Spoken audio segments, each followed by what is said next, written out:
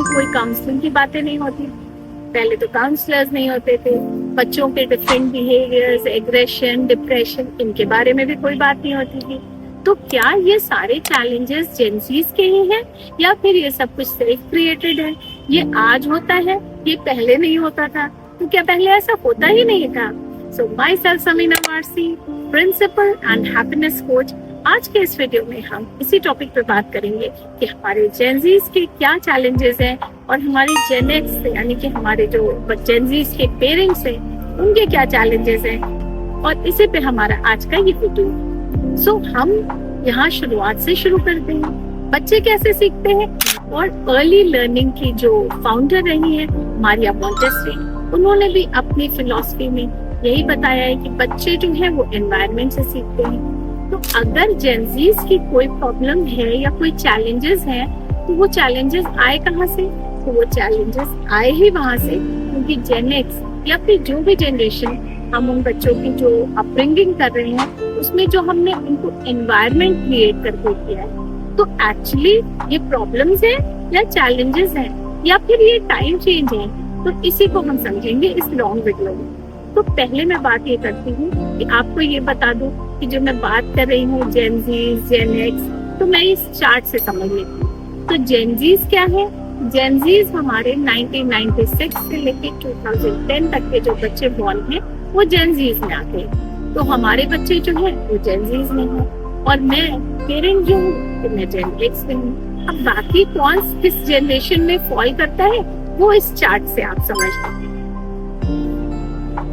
अब हम अपने बच्चों से सबसे ज्यादा क्या कहते हैं? हम उनसे कहते हैं आज के बच्चे बिल्कुल भी मेहनत नहीं कर पाते हैं, हार्ड वर्क नहीं है, वो इमोशनली बहुत वीक है। लेकिन ये बच्चे तो बॉर्न हुए हैं, इनको एनवायरनमेंट दिया है हम, तो हमने उनको बहुत ही सेफ, सिक्योर, पैम्पर्ड एनवायरनमेंट दिया है, तो उसी एनवायरनमेंट में वो बड़े हुए। तो अब जब उस एनवायरनमेंट में हमने उनको इतना सेफ करके रखा है, इतना प्रोटेक्ट करके रखा है कि इमोशनल रेजिलियंस ही नहीं है हमारे बच्चों के अंदर। और तो और इसमें कोई गलती की बात नहीं है। टाइम चेंजेस, अभी क्या होता है, टाइम टू टाइम हमारी इकोनॉमी भी ग्रो करती है, हमारा एनवायरनमेंट भी ग्रो करता है। और अब से अगर 20 इयर्स पहले जाकर के हम देखें और हम अपने टाइम को देखते हैं, अपने यूथ को देखते हैं, तो हमारे पास उतनी फैसिलिटीज ही नहीं थी। तो हम हमेशा कहते थे हम तो बहुत स्ट्रगल कर लेते थे, हम तो बहुत दौड़ भाग कर लेते थे, हम हार्ड वर्क कर लेते थे, हमको कोई कुछ कह भी देता था तो हम बुरा नहीं मानते थे, हम इमोशनली इतना वीक भी नहीं थे। तो एक्चुअली क्या है, जो जेन एक्स पेरेंट आया है और जिसने ये एनवायरनमेंट हमारे जेनजीज के लिए बनाया है, तो उसने, क्योंकि वो बहुत स्ट्रगल करके आया था, तो उसने अपने बच्चों के लिए एक सेफ एनवायरनमेंट कि मुझे जो प्रॉब्लम हुई वो मेरे बच्चों को नहीं हुई। सच बताइए, आप भी ऐसा ही सोचते हैं ना? मैं तो सोचती हूँ ऐसा। हाँ, हमको ये प्रॉब्लम होती थी, बच्चों को नहीं, बट हाँ, बच्चों को जब लेक्चर देते हैं तो हम जरूर ये बात मेंशन करते हैं कि क्यों भाई तुम लोगों से यहाँ से यहाँ तक नहीं जाया, हम तो साइकिल से यहाँ से यहाँ चले जाते थे, स्कूल चले जाते थे, कभी पैदल भी चले जाते थे, कभी रिलेटिव्स के यहाँ भी चले जाते थे। तो हमने तो कभी, हमारे टाइम में हमने अपने बच्चों को हमेशा कन्वेंस दिया 4 व्हीलर्स में, चलो बच्चे आज चलते हैं, हम लोग यहाँ चलते हैं, वहां चलते हैं। तो जिस एटमॉस्फेयर में हमने उनकी अपब्रिंगिंग की है वो उसके हिसाब से सेट है। तो जो एनवायरनमेंट हमने उनको दिया वही बात है। तो यहाँ पे उनको ब्लेम करना ये सही बात नहीं। हमको हमारे पेरेंट्स ने चॉइस दी थी, तो हमारे पेरेंट्स ने गाइडेंस दी थी, लेकिन हमने अपने बच्चों के लिए, इसलिए कि वो और सक्सेसफुल हो, हमने एकदम सारे उनके गोल्स भी सेट कर दिए हैं। बच्चों को सोचने का टाइम ही नहीं दिया, उनके गोल्स भी सेट है, उनकी रूटीन भी सेट है, उनको क्या करना है क्या नहीं करना है सब सेट है। तो इससे क्या हुआ, बच्चों का माइंड जो शेड्यूल करने वाला पोर्शन होता है वो सेट है। उनको मालूम है उनके पेरेंट्स ने एक रूटीन सेट किया है, गोल सेट किया है, तो उन्होंने सोचने के बारे में सोचा ही नहीं, तो वो माइंड का वो पोर्शन हमें भी नहीं। तो ये सारी चीजें निकल करके आती हैं, क्योंकि अब तो भाई जेनजीज के जो पेरेंट्स हैं, जेन एक्स, उनको लगता है भाई हम तो बहुत ही स्मार्ट है, बहुत एजुकेटेड है, best of facility, best of coaching हम अपने बच्चों पे ला के रखेंगे और हमारे बच्चे को हर कंपटीशन जो है बेस्ट से बेस्ट जो है वो उनको क्वालिफाई करना है और एकदम बेस्ट सेटल है, क्योंकि सब कोई आज की डेट में ना पेरेंट तैयार है बेस्ट से कुछ नीचे लेने के लिए, वो अपनी सक्सेस स्टोरी बताने के लिए और अपने बच्चों को खुश देखने के लिए वो ऐसा चाहते हैं कि वो बेस्ट परफॉर्म करें, और इसके लिए वो कुछ ज्यादा ही एफर्ट्स कर लेते हैं, और इन्हीं एफर्ट्स की वजह से बच्चों में आज स्ट्रगल है। और एक बात और भी है कि अगर हम आज बात करते हैं उनसे 20 इयर्स पहले के, तो हमने तो 20 इयर्स पहले वो एनवायरनमेंट देखा हुआ है, लेकिन फिर भी हमको अगर कोई आज की डेट में 20 इयर्स पहले वाले एनवायरनमेंट में रहने को बोलेगा, तो हम जो कि वो एनवायरनमेंट में रह के आए हैं, हम अब भी नहीं जाके रह पाएंगे। तो जब हमने जो देखा है हम जाके उस एनवायरनमेंट में नहीं रह पाएंगे, तो हमारे बच्चों से जिन्होंने वो एनवायरनमेंट ही नहीं देखा है, उनसे हम ऐसा कैसे एक्सपेक्ट कर सकते हैं। इसमें एक चीज और निकल करके आती है, और वो है फैमिली सिस्टम। अब फैमिली सिस्टम क्या है? न्यूक्लियर फैमिलीज होती चली गई, लोग जॉब करने, बच्चों को पढ़ाने के लिए दूसरी जगह सिटीज में शिफ्ट होते चले गए, वहाँ पे हो गया न्यूक्लियर फैमिली सेटअप। अब जैसे हमारा ज्वाइंट फैमिली था, तो लेवल ऑफ टॉलरेंस भी बहुत ज्यादा था, और फिर बहुत सारे कजिन्स होते थे, बहुत सारे बच्चों के बीच में एक हम में भी कॉम्पिटिटिव स्पिरिट होती थी। जैसे किसी को बोला गया अरे वो बहुत अच्छा है बच्चा, तो हम भी अपने आप को प्रूव करने की कोशिश करते थे। तो छोटे छोटे से ही कंपटीशन में, छोटी छोटी बातें ही रखने में हमारा क्या होता था, हमारी एक एक्सरसाइज होती थी अपने आप को बेस्ट प्रेजेंट करने की। उसको प्रेशर नहीं कहते थे, बट आज क्या है, आज के बच्चों में ये रेजिलियंस नहीं है, आज के बच्चों में ये कॉम्पिटिटिव स्पिरिट नहीं है, क्योंकि वो बिल्कुल ये बर्दाश्त नहीं कर सकते कि उनको किसी के साथ कंपेयर किया जाए। और अगर हम ऐसा बोलते हैं कि पहले ये इश्यूज थे ही नहीं, ऐसा भी नहीं है, ये इश्यूज थे बट ये रिकॉग्नाइज नहीं थे, ये ट्रीटेड नहीं थे, और फिर क्या हुआ, उन्हीं प्रॉब्लम्स के साथ वो लोग बड़े हुए, वो पेरेंट्स बने, और फिर वही प्रॉब्लम्स, तो मैं बात कर रही थी न्यूक्लियर फैमिलीज की और जॉइंट फैमिलीज की। तो अब जब न्यूक्लियर फैमिली में आ गए, तो हमारे बच्चों ने किसी की सुनी नहीं, और हमने उनको सुनने भी नहीं दिया, और हमने उनको प्रोटेक्ट किया। अगर किसी ने कुछ कह भी दिया तो हमने उनको प्रोटेक्ट किया। तो जब बच्चों की अपब्रिंगिंग ही ऐसे एटमॉस्फेयर में हुई है जहाँ उनको ऑलरेडी प्रोटेक्ट करके रखा गया है, तो जब वो सोशल एनवायरनमेंट में पहुंचते हैं या फिर अपने कॉलेज में, स्कूल में या वर्क प्लेस में, तो वहाँ पे फिर जो टॉलरेंस वाला लेवल है वो उनका ऑलरेडी डाउन होता है, और वहां से आती है फिर मेंटल हेल्थ इश्यू। अब हमने इसको एक बात और भी आपसे कही कि ऐसा नहीं है कि उस टाइम पे प्रॉब्लम नहीं थी, या डिप्रेशन नहीं था, या एग्रेशन नहीं था, लेकिन उस टाइम रिकॉग्नाइज नहीं था, ट्रीटेड नहीं था।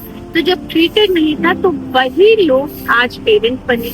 अब वो जिस भी मेंटल हेल्थ, बिकॉज क्या है, फिजिकल हेल्थ सबको दिखाई पड़ती है, आपके हाथ में दर्द हो रहा है, आपके सर में दर्द हो रहा है, सब रिकॉग्नाइज करते हैं, आप भी रिकॉग्नाइज करते हैं, आपकी फैमिली भी रिकॉग्नाइज करती है, आपके वर्क प्लेस पे भी सब लोग रिकॉग्नाइज करते हैं, बट मेंटल हेल्थ को कोई रिकॉग्नाइज नहीं करता है। इनफैक्ट अगर मेंटल हेल्थ के हीलिंग के लिए अगर कोई मुझसे एक बार छुट्टी भी मांगने आए, तो मैं एक बार सोचूंगी, बट अब हम लोग इतना इसके बारे में बात कर रहे हैं, तो हम समझते हैं कि हाँ कहीं कहीं मेंटल हीलिंग की भी जरूरत होती है, उसके लिए भी ब्रेक की जरूरत होती है।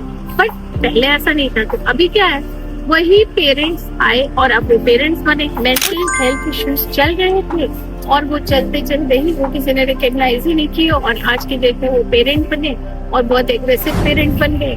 जो जिनके पेरेंट्स पहले एग्रेसिव थे वो बहुत ही परमिसिव पेरेंट बन गए, क्योंकि उनको लगता था वो गलत था, ये सही कर देते हैं, तो वो एक्स्ट्रा परमिसिव बन गए, तो वो बच्चों को कुछ बोलते ही नहीं। जबकि मैंने अपनी पिछली वीडियो से बताया है कि पेरेंट्स को किस तरह से फर्म एंड जेंटल होना है। तो ये सारी चीजें हैं जिसको रिकॉग्नाइज करने की जरूरत है, समझने की जरूरत है। हम ब्रेक के लिए या फिर हम अपनी एंटरटेनमेंट के लिए बहुत सारे वीडियोस देखते हैं, बहुत सारी सीरीज देखते हैं, मगर हम वीक में एक ही बार ऐसी किसी भी काउंसलिंग सेशन, ऐसे भी किसी भी वीडियो को हम देखने के लिए टाइम नहीं देते हैं जो वाकई में हमको लाइफ की रियलिटी को समझाता है। अब हम अपने जेनजीज को ये भी बताते हैं कि तुम्हारा खाना पॉल्यूटेड है, तो खाना पॉल्यूटेड है तो खाने को पॉल्यूटेड दिया किसने बच्चे को? हम नहीं दिया, हमारे पूरे एनवायरनमेंट ने दिया। इसके लिए आप कल्प्रिट नहीं है, मैं कल्प्रिट नहीं हूँ। एक जनरेशन चेंज होता ही जाता है। हम बोलते हैं हम तो पराठे खा लेते थे, तुमको तो सिर्फ पिज्जा चाहिए, बर्गर चाहिए। तो क्या हमारे पास चॉइसेस थी? हमारे पास चॉइसेस ही नहीं थी, तो हमको जो मिलता था हम वो खा लेते थे। आज हमारा जेन ज़ी घर के बाहर निकलता है, बड़े बड़े होर्डिंग्स, बड़े बड़े पोस्टर्स, किसी पे बर्गर लगा हुआ है, किसी पे पिज्जा, किसी पे ऑफर, आज ये कम का मिल रहा है, कल वो ज्यादा का मिल रहा है, फोन पे है, घर पे है, जोमेटो में है, स्विगी में है। तो हर तरह से आपको केटर कर रहे हैं ये लोग। तो फिर उसके सामने ऑप्शंस है, चॉइसेस है, तो फिर उसके लिए डिस्ट्रैक्शंस भी कितने ज्यादा है। तो ये चैलेंजेस उसके हैं, उसके साथ हमको अंडरस्टैंड करना है और उसके साथ एक अच्छा बॉन्ड बनाना है। बिकॉज क्या है, हमने नहीं किया क्योंकि हमको चॉइस ही नहीं थी। और इफ चॉइस गिवन तो अब इस एज में भी हम वो चॉइस पिक कर लेते हैं। तो अगर हमारे बच्चे, उनके पास रेडीमेड ये चॉइसेस हैं, तो अगर वो पिक कर रहे हैं तो इसमें कोई बुरी बात नहीं है। एक चैलेंज बहुत बड़ा है पॉल्यूशन का, फूड पॉल्यूशन, एनवायरमेंट पॉल्यूशन, हर तरह का पॉल्यूशन। टाइम के साथ हमको जो फ्रेशनेस मिली थी, जो एनवायरनमेंट मिली थी, जो हेल्थ मिली थी, वो हमारे बच्चों को नहीं मिली। तो वो पॉल्यूशन है, उसको भी समझना पड़ेगा। एयर पॉल्यूशन है। इन सब के साथ, इन चैलेंजेस के साथ हमारा जेन ज़ी जो है वो बड़ा हो रहा है। एनवायरनमेंट, हाँ हम साइकिल चलाते थे, लेकिन क्या इतनी हीट थी हमारे एनवायरनमेंट में? अब ओजोन लेयर के इश्यू से लेकर के अगर हम पूरा देखना शुरू करें तो एनवायरनमेंट, ग्लोबल वार्मिंग, इतने सारे चैलेंजेस के साथ हमारी ये जनरेशन, जिसने कोविड देखा, हमने तो पहले अपने इस एज में कभी भी नहीं देखा था। तो इस जनरेशन ने बहुत ही कम टाइम में जो चैलेंजेस देख लिए हैं, जो समझ लिया है, जो जिस चीजों का उसके ऊपर प्रभाव पड़ रहा है, वो सारी चीजें जानने का एक ही रीजन है कि हम अपने बच्चों को समझें। तो इन चैलेंजेस को समझने का रीजन क्या है? Cut the crap. हमको अपनी पेरेंटिंग, पॉजिटिव पेरेंटिंग करनी है। फंडामेंटल्स हमारे पॉजिटिव होने चाहिए और उनको बार बार जिन बातों के लिए वो जिम्मेदार नहीं है, उनके लिए उनको प्रेशर नहीं देना है, उनके लिए उनको एंजाइटी नहीं देनी है, उनको ब्लेम नहीं करना है, और अंडरस्टैंड करके ये है, ये ऐसा है। तो हम being a parent, positive parenting में क्या करेंगे? उनके साथ अच्छा बॉन्ड बनाएंगे, उनके साथ एक अच्छा रूटीन सेट करेंगे, उनके साथ बहुत ही फ्रेंडली रिलेशन बताएंगे, but firm and gently. What is allowed in a family, what is not allowed in a family, that has to be conveyed, but in a very gentle manner. उनके साथ समझना पड़ेगा, उनको समझाना पड़ेगा, उनको सुनना पड़ेगा सुनाने से पहले। तो ये सारी ही वीडियोस, जो टैगलाइंस मैंने आपको बताई हैं, इन सब पे मेरी वीडियोस हैं, यूट्यूब पे शॉर्ट्स हैं, आप जाएं, लिंक नीचे भी डिस्क्रिप्शन में भी दिए हुए हैं। और आप पी फॉर पेरेंटिंग चैनल जब सर्च करेंगे, P for parenting with Samina Warsi, तो you will get all the videos. Follow करें, शेयर करें, सब्सक्राइब करें और अपने पेरेंट्स को खूब एंजॉय करें। Thank you. Stay healthy, stay safe, take care of your child.